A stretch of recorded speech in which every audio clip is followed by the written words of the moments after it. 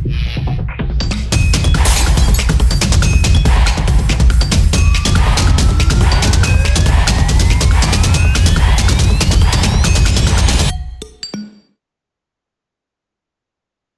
Fact based questions में problem जाती है ना। कई बार ऐसा भी होता है कि सिर्फ फैक्ट दिया है, प्रिंसिपल नहीं दिया है। ये समझ में नहीं आता कौन सा प्रिंसिपल लगाना है, कौन मतलब क्या लॉजिक होगा, कौन सा लॉ लगेगा। इन सारी प्रॉब्लम्स को फेस करते होगे जब एमएचसीईटी के मॉक्स करते होगे, या जब principle fact based questions in general deal करते होगे। इस प्रॉब्लम को सॉल्व करने वाले हैं अपन in the next 10 to 15 minutes। So hi guys, my name is Utkarsh and welcome to the YouTube channel of Legal Edge by Top Rankers. ये problem generally आती है and this is not a problem where, अगर अपन एमएचसीटी की बात करें तो 40 marks का, अब तो खैर कम हो गया, 32 मार्क्स का हो गया legal reasoning. But it's like कि 20 मार्क्स तक तो इजी है, बट वो नेक्स्ट 12 मार्क्स या नेक्स्ट 7 मार्क्स, वहां पे प्रॉब्लम जाती है ये, कि कुछ टेक्निकल क्वेश्चंस आ जाएंगे, कुछ थोड़े डिफिकल्ट क्वेश्चंस आ जाएंगे, कुछ थोड़े ट्रिकी क्वेश्चंस आ जाएंगे। वहां पर ये पंगा फंसता है कि प्रिंसिपल फैक्ट बेस्ड क्वेश्चंस कैसे डील करें, राइट। तो यही अपन डिस्कस करने वाले हैं। तो इसमें कुछ पॉइंटर्स है जो तुम्हें ध्यान रखना है। नंबर वन, प्रिंसिपल बहुत ध्यान से पढ़ना। तो देखो होता क्या है, प्रिंसिपल फैक्ट बेस्ड क्वेश्चंस बहुत पहले टाइम से आ रहे हैं। तो क्लैट जब स्टार्ट हुआ था 2008 में, तब से प्रिंसिपल फैक्ट बेस्ड क्वेश्चंस आ रहे हैं। तो कई बार ऐसा भी हुआ है कि लेट से पूरा जो प्रिंसिपल है वो थेफ्ट का है, लास्ट में जाके मर्डर दे दिया है। ठीक है, कि whoever takes any property dishonestly, movable property out of possession, right, moves that property without taking the consent, है पूरा थेफ्ट का प्रिंसिपल, लास्ट में मर्डर लिख दिया। अब अगर तुमने बहुत ऊपर ऊपर से पढ़ा है, बहुत जल्दबाजी में पढ़ा है, तो हो सकता है तुमने लग रहा हो कि थेफ्ट का ही है। एंड जब क्वेश्चन पढ़ोगे, जब प्रिंसिपल पे ऑप्शंस पे जाओगे, तो वहां पे मर्डर दिया है, तुम एकदम ही कंफ्यूज हो जाओगे। और हो सकता है एक ऑप्शन है जिसमें थेफ्ट दिया हो, right, to confuse you. And क्योंकि हमने वो लास्ट लाइन ध्यान से नहीं पढ़ी, क्योंकि हमने लास्ट 3 4 वर्ड्स ध्यान से नहीं पढ़े, हम डेफिनेटली यही सोचेंगे कि थेफ्ट का प्रिंसिपल है, और तो ऑब्वियसली थेफ्ट ही होगा, मर्डर तो होगा नहीं। वहां पे गलती होती है।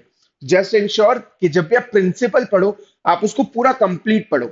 इस टाइप की चीजें, इस टाइप की ट्रिक्स प्ले की जाती है, राइट। एंड एमएचसीईटी में क्योंकि नंबर ऑफ क्वेश्चंस कम हुए, हो सकता है थोड़ा सा चेंज आए, हो सकता है थोड़े अलग टाइप के क्वेश्चंस आए, थोड़े लेंथी क्वेश्चंस आए, थोड़े से ट्रिकी क्वेश्चंस आए, राइट। तो इसको ध्यान रखना एंड इस टाइप के क्वेश्चंस आप एक्सपेक्ट कर सकते हो। Number one. नंबर टू, कई बार ऐसा भी होगा कि आपको एक्स्ट्रा नॉलेज भी अप्लाई करना पड़ सकता है प्रिंसिपल फैक्ट बेस्ड क्वेश्चंस में। ऐसा होता था पहले भी, ज्यादातर वो होता था इलिट के पेपर में, राइट, जहां पे आपको एक्स्ट्रा नॉलेज भी लगाना पड़ता था।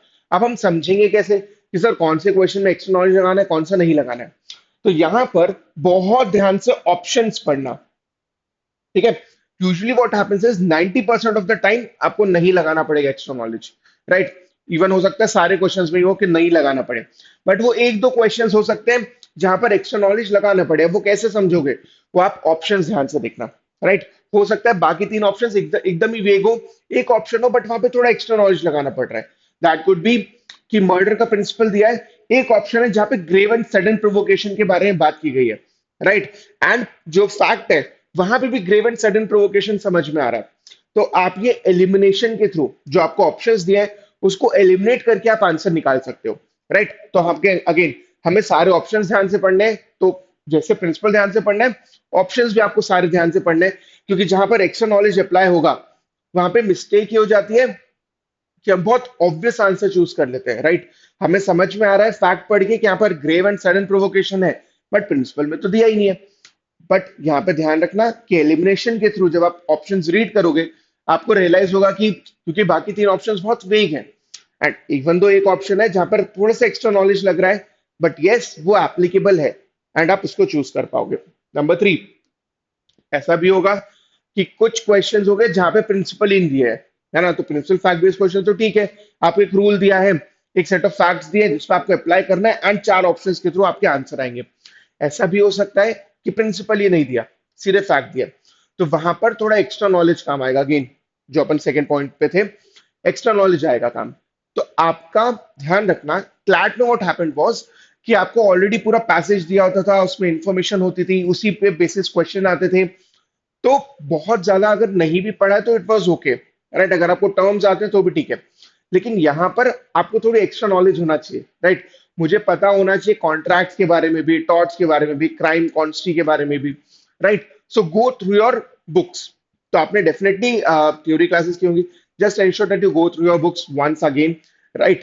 एंड नोट्स रिवाइज कर लो, थोड़ी सी रीडिंग कर लो, ठीक है?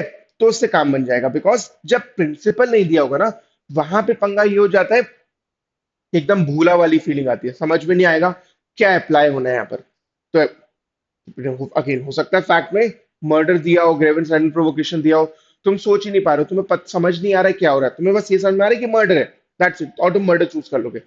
बट क्योंकि हमें प्रिंसिपल ही नहीं दिया है, तुम ग्रेवेंस एंड प्रोवोकेशन भी लगा सकते हो, ठीक है? तो इंश्योर कि थोड़ा सा जस्ट रिवाइज कर लो अपने नोट्स एंड थोड़ी सी रीडिंग कर लो, that will be sufficient. Next is you have to choose the most appropriate option. It's not like कि हमें मॉरली यहाँ पर सही होना है, एंड अगेन फिफ्थ पॉइंट भी रिलेटेड है, इमोशनल नहीं होना है, राइट? हमें मॉरली राइट नहीं होना है यहाँ पर, हमें जो प्रिंसिपल दिया है उसके अकॉर्डिंग जो बेस्ट अवेलेबल ऑप्शन है उसको चूज करना है, ठीक है? Right, most appropriate option choose करना है। परफेक्ट नहीं हो सकता है यार वो ऑप्शन परफेक्ट नहीं हो, तुम्हें लग रहा हो कि यार यहाँ पर कुछ तो गड़बड़ है, बट प्लीज अंडरस्टैंड, चार ही ऑप्शन है, चार में से एक चूज करना है, इनमें से जो सबसे अप्रोप्रिएट लग रहा है उसको चूज करो, ठीक है? जरूरी नहीं कि वहां पे किसी का मर्डर हुआ है, प्रिंसिपल में दिया है कि if someone commits causes the death of another person he will not be punished, उल्टा कर दिया, तो सजा ही नहीं देंगे। अब तुम्हें ऐसा लग रहा है कि यार किसी ने किसी को मार दिया, तुम सजा ही नहीं दे रहे हो, ये कितना गलत है। हमें इमोशनल नहीं होना है, राइट? जो प्रिंसिपल में दिया है उसको समझना है, जो फैक्ट है, जो ऑप्शंस है, उसके अकॉर्डिंग हमें आंसर करना है, इमोशनल नहीं होना है, एंड सबसे अप्रोप्रिएट ऑप्शन जो है, जो बेस्ट अवेलेबल ऑप्शन है, उसको चूज करना है। नॉट नेसेसरी कि वो आपका परफेक्ट ऑप्शन हो, ठीक है? कई बार ऐसा होता है, ऐसा क्लैट में भी होता है कि जो चार ऑप्शंस दिए हैं हमें उसी में से चूज करना है, परफेक्शन की तरफ नहीं जाना है, राइट? जितनी नॉलेज हम अप्लाई कर सकते हैं on the basis of the principle and on the basis of fact, options जो अवेलेबल है वहीं से हमें चूज करना होगा, राइट? एंड एक टास्क जो आपको ध्यान रखना है, that is do solve a lot of questions on different different laws, right? So contracts हो गया, टॉर्ट्स हो गया, crime, consti, even miscellaneous laws as well. Just try to solve few questions. तो उससे क्या होगा, एक तो कॉन्फिडेंस आएगा, प्लस कई बार क्या होता है, वो जो एक्स्ट्रा नॉलेज वाले क्वेश्चंस होते हैं वो भी हमें ध्यान आते हैं कि कहाँ से किस टाइप का क्वेश्चन बन सकता है, राइट? अल्टीमेटली अगर आपने वो 200 250 क्वेश्चंस हर लॉ पे सॉल्व कर लिए, राइट? मिसलेनियस लॉज के 100 क्वेश्चन सॉल्व कर लिए, मोर और लेस आपको समझ में आ जाएगा कि कहाँ पे फंस सकते हैं, ठीक है? जस्ट इंश्योर कि क्वेश्चन सॉल्व कर रहे हो। अनदर थिंग, मॉक्स देते जाना, do not miss any of the मॉक्स, right? Recently ये समझ में आया कि बहुत सारे बच्चे बोर्ड्स के चक्कर में या कोई भी रीजन हो, राइट, अभी तक एक भी मॉक नहीं दिया है। बोर्ड स्टार्ट होने में शायद अभी भी टाइम है, राइट? ऐसे 10-15 दिन बाद चालू होंगे, बट हमने अभी भी एक मॉक नहीं दिया जो पिछले 1-1.5 महीने से हो रहे हैं। इंश्योर कि एटलीस्ट एक दो मॉक्स आप दो, just to get an idea किस टाइप का पेपर होता है। तो सिर्फ रैंडम पढ़ाई मत करना, इंश्योर कि आप उसको टेस्ट करते जा रहे हो टाइम टू टाइम, ठीक है? So that will B it from my side, thank you so much, stay safe और पढ़ते रहो।